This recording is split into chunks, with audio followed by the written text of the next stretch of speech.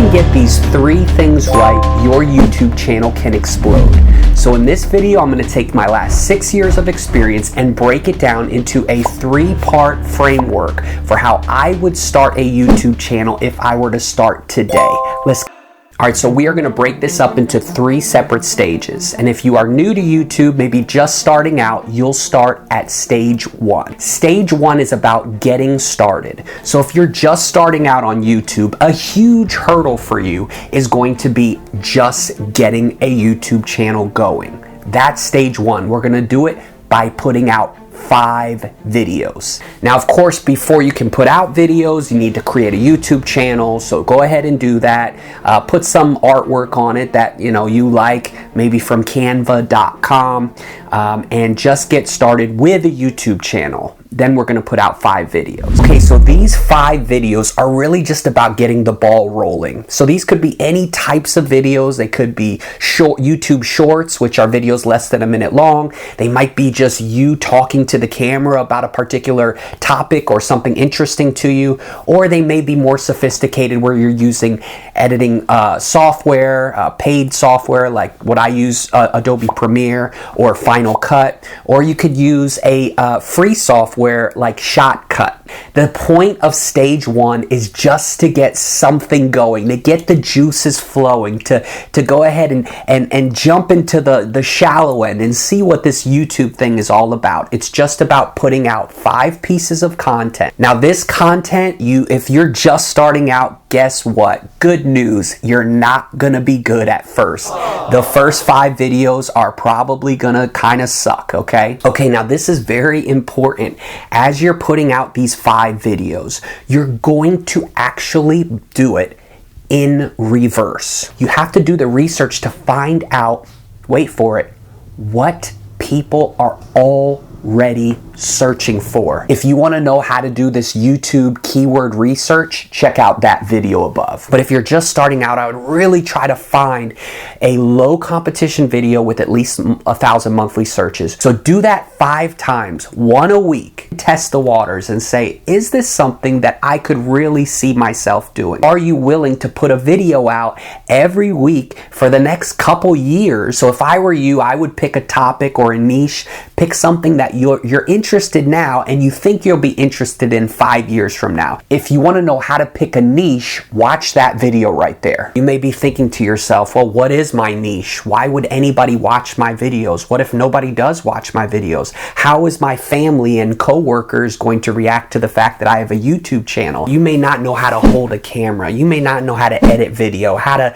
title a video, how to do thumbnails. You may not know how to talk on camera. You may not know how to do YouTube analytics or edit a video at all, or have the program to edit a video, right? So you're kind of flirting with this process and seeing if it's going to be a good fit for you, kind of like a relationship. You're having a relationship with YouTube and seeing if it's something you want to continue on with. Is this something that I want to have a casual relationship with, or is this something that I want to have a committed relationship with?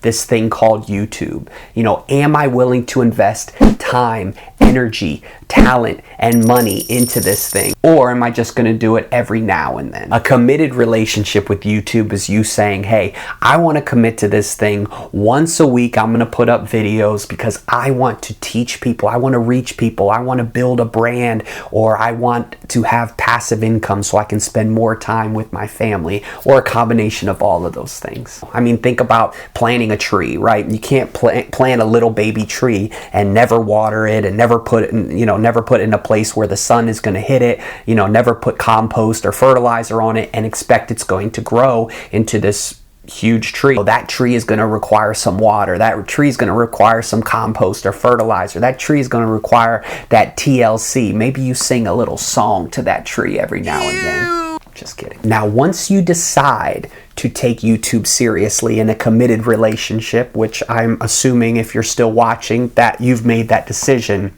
now it's time to go to stage 2, which is getting better. So stage 2 is all about getting better at the craft of making YouTube videos. This is going to require another 10 videos, okay, as you learn the process. Well, what's the process? So YouTube requires different skills that you have to become better at and eventually master in order for your channel to become successful. Okay, in order to make great videos that people enjoy watching, that people subscribe to and want more content, that requires a certain mastery in a lot of different skill sets. I mean, these skills include learning to research keywords, learning to title, learning to make good thumbnails, learning to be better at storytelling, learning to talk to a camera, learning, of course, to edit videos, which can be its own course. The list goes on and on. Now, you need all of these skills in order to become a great YouTuber, right? But you might be saying, I don't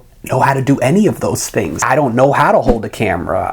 I don't know how to talk to a camera. I don't know how to title. I don't know how to thumbnail, okay?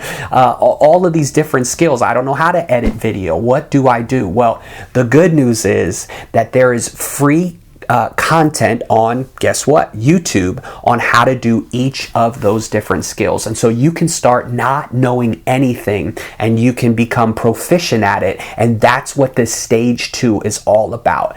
Putting out 10 more videos and getting better, a little bit better at each of those skills on each video.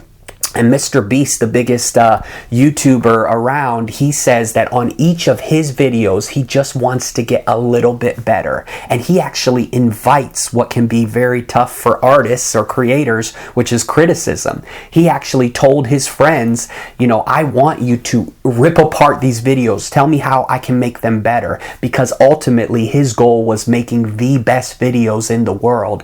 And he has certainly accomplished that. But it took a process of getting a little bit better each video. So through this process of putting out these 10 videos, you are going to learn the workflow of how to put videos out. And you also might begin to zero in on a niche, something that you enjoyed actually doing. Now, an added benefit is you are going to have to confront some of your fears, okay? You're going to have to confront, maybe you have a fear of failure, maybe you have a fear of judgment, maybe you have a fear of looking stupid, maybe you have a fear of success that a lot of people have. You know, what do I do if I do become successful?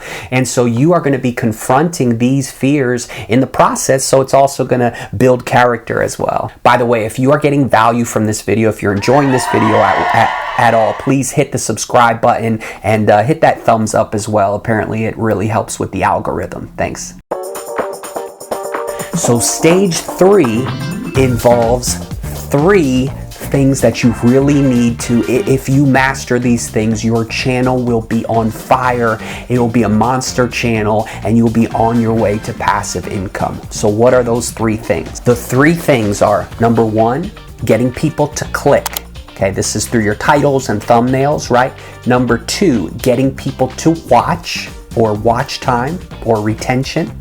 And number 3 is that you are leaving your viewers satisfied, okay? That they're thumbs upping the video, they're subscribing, you're adding value to them, and they feel good and maybe even wanting more of your kind of content or your videos after watching your videos. Okay, so let's break those down. So the first one, getting people to click.